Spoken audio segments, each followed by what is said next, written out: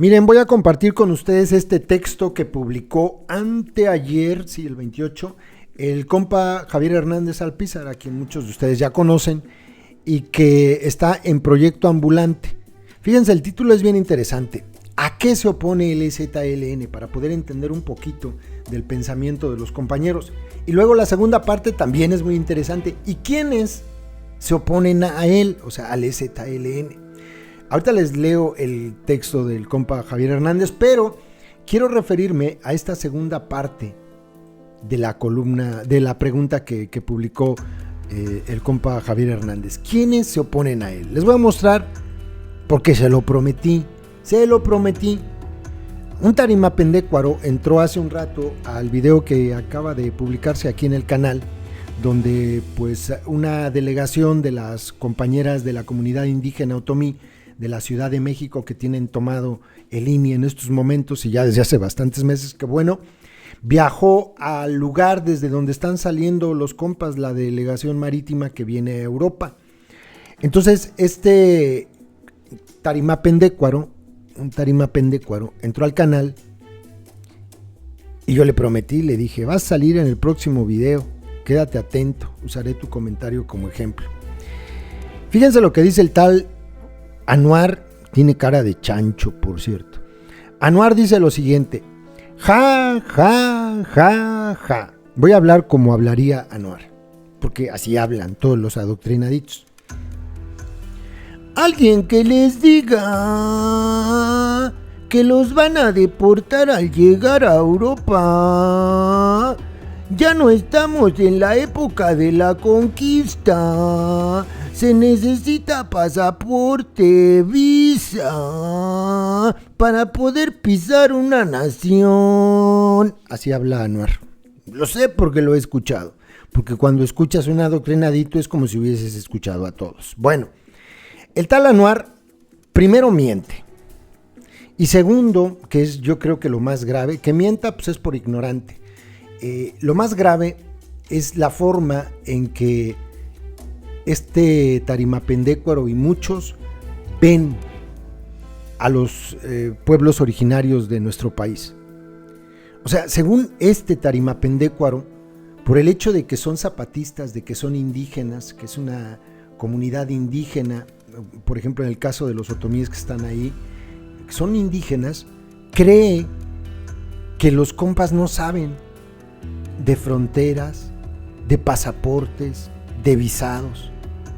Este es de los que salen a decir: ¿quién está financiando a los zapatistas? ¿Por qué sale nada más cuando hay elecciones? Es de esos. Son ignorantes que si tuvieran un poquito de interés en salir de esa ignorancia, podrían resolver muchas dudas y podrían dejar de decir estupideces, porque hace unos 3 o 4 comunicados, no lo sé, es que ha habido bastantes estos últimos días, ellos comentan que han tenido, me refiero a los zapatistas, al EZ, comentan que han tenido problemas con el trámite de los pasaportes, que obviamente para poder enviar a alguien fuera de México, pues es que lo están mandando con pasaporte. Ellos comentan de los pasaportes. ¿Qué quiere decir? Que saben que se necesita un pasaporte, pero como Anuar nada más comenta por comentar, pues ¿qué va a saber? No se entera, nada más abre la trompa a lo tonto. Ahora, déjenme corregirle algo, la otra parte, que el ignorante, el que quiere corregir la plana, termina siendo exhibido. Es muy común, no sé si se han dado cuenta. Miren, Anuar no sabe que los zapatistas vienen a Europa y que en Europa no necesitan, en todo el espacio Schengen, no necesitan visa, perdón. No todos los países del mundo nos piden visa. Los que van a visitar en Europa no nos piden visa. Van a llegar a Vigo, España. Aquí se puede entrar sin visa. Alguna delegación, o no sé cómo vaya a estar el rollo todavía, va a viajar a Rusia, por lo que entiendo. Rusia sí le pide visa a los mexicanos, pero es muy fácil de obtener. La venden las agencias turísticas, no todas, pero por ejemplo, si van a llegar por acá y después van a ir a Rusia, aquí la pueden obtener. Es más o menos como lo que hace Cuba, que es un visado que pues es como un impuesto al turismo, nada más. O sea, no es como la visa gringa en que te piden casi la factura del refrigerador. Se trata de otra cosa. Pero Anwar no lo sabe. Los países que van a visitar, los compas, están dentro de este espacio Schengen, y entonces, dentro de todo este espacio de la Unión Europea, los mexicanos podemos caminar libremente, sin visa, solamente con tu pasaporte. Pero como ven a los pueblos originarios por debajo del hombro, piensan que son ignorantes. Pero bueno, les comentaba que hasta en un comunicado de los pasaportes ya hablaron, pero Anwar se la pasa tragando camote, así es que no se entera. Regresemos a lo interesante. Estos son los que se oponen al EZLN, gente como Anwar, mucha ignorancia. Cuando apareció públicamente con su alzamiento armado en 1994, el EZLN no era fácil de comprender. Iba a contramano del discurso del fin de las ideologías, el fin de la historia, el fin de la lucha armada. La caída del muro de Berlín en 1989 había dejado la impresión del triunfo del capitalismo y el neoliberalismo. Las izquierdas abandonaban el socialismo y se convertían de la mano de Norberto Bobbio, Michelangelo Bovero y Giovanni Sartori al liberalismo, la ideología capitalista por excelencia. Para desacreditarlo, el gobierno priista y los panistas le atribuyeron al zapatismo actual un origen en Samuel Ruiz y la Iglesia de los Pobres, en la guerrilla centroamericana, en una conspiración extranjera o en profesionales de la violencia, como les dijo Salinas, ¿no? Con un líder que veían de ojos azules y que nunca ha tenido ojos azules, por cierto, se refiere al difunto Submarcos. Uno de los primeros intelectuales que pudo entender el alzamiento fue Carlos Montemayor, cuyos libros son vigentes para entenderlo todavía. Pudo entenderlo porque era un conocedor de los movimientos armados del pasado y de algunos pueblos indígenas, sus lenguas y culturas. Montemayor explicó que el ejército y el gobierno priista y los sectores conservadores de la sociedad necesitaban encontrar una explicación conspiratoria del levantamiento para no reconocer la verdad, que es un alzamiento popular legítimo. Las calumnias de los seguidores de Obrador no son originales, ¿ya oíste tú, Anwar? No son originales tus calumnias, no son originales. Reciclan las del ejército, el PRI, el PAN y los conservadores de 1994. Comenzaron desde 2005, tras la aparición de la sexta declaración de la Selva Lacandona. Es contrainsurgencia y corrió sobre todo a cargo del PRD, los moneros y columnistas López Obradoristas de la jornada y militantes obradoristas. Tiene todas las ventajas de la propaganda negra. Es falsa, pero alimenta el ego de quienes repiten la mentira, ocultando que están desinformados y son ignorantes, haciéndolos parecer lo contrario, gente que sabe algo que nosotros no, como Anwar. Por ello, aunque es falso, repiten la calumnia de que los zapatistas actuales son creación de Salinas o del PRI. Responden a la misma necesidad que tuvieron el ejército y el gobierno priista. No pueden reconocer la legitimidad del EZLN y el zapatismo porque cuestiona su endeble verdad. En una sociedad que casi no lee, como Anwar, y vive alimentada de lo que se dice, como Anwar, repetir una mentira 1000 veces hace aparecer como verdad para quien se guía por el se dice cualquier disparate. Es una ignorancia y desinformación sistémica y no se puede resolver de manera fácil porque se alimenta de prejuicios, como Anwar, clasismo, como el de Anwar, resentimientos, como el de Anwar, y bajas pasiones, como Anwar. Pero la información puede ser de alguna ayuda. Y aquí es donde Anwar, cuando ya se trata de información, pues ya se va a seguir jugando Xbox. El EZLN apareció con su alzamiento en 1994, el 1 de enero, pero fue fundado el 17 de noviembre de 1983. Luego creció en silencio por poco más de 10 años. Su antecedente es un grupo armado que surgió el 6 de agosto de 1969, las Fuerzas de Liberación Nacional FLN. Sin embargo, en la selva, el EZLN se convirtió en un movimiento indígena, Tzotzil, Celtal, Chol, Tojolabal y Mam.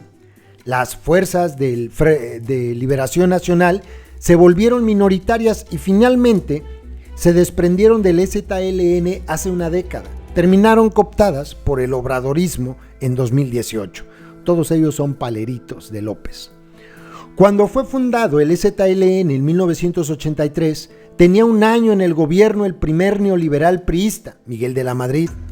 México atravesaba una crisis económica. En 1985, un sismo sacudió la Ciudad de México y la sociedad rebasó al gobierno en el rescate. En 1988, el sistema de partido único priista hizo un fraude electoral para imponer a Salinas de Gortari. En televisión apareció el priista Manuel Bartlett defendiendo como legítimo el triunfo fraudulento de Salinas. Y hoy pues ya sabemos dónde está Bartlett, ¿no? Continúo.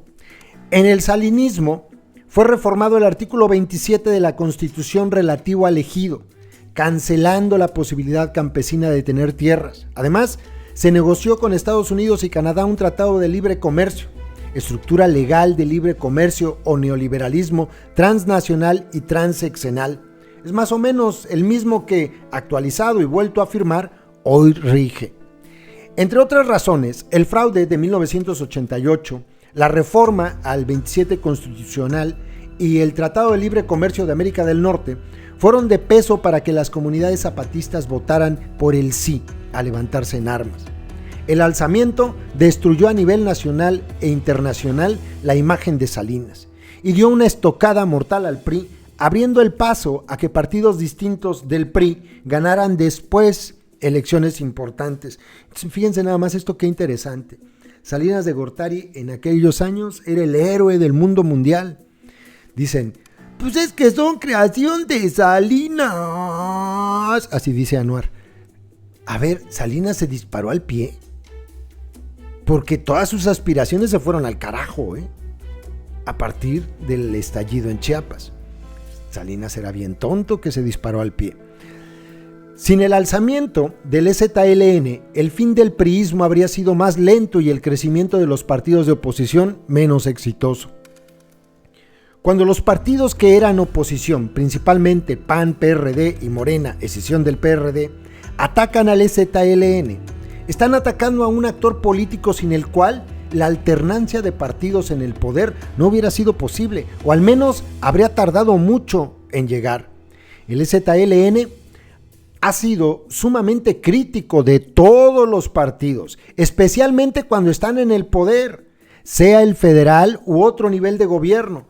Todos los gobiernos, desde Salinas a Obrador, han desarrollado una guerra contrainsurgente, paramilitares incluidos, contra los zapatistas.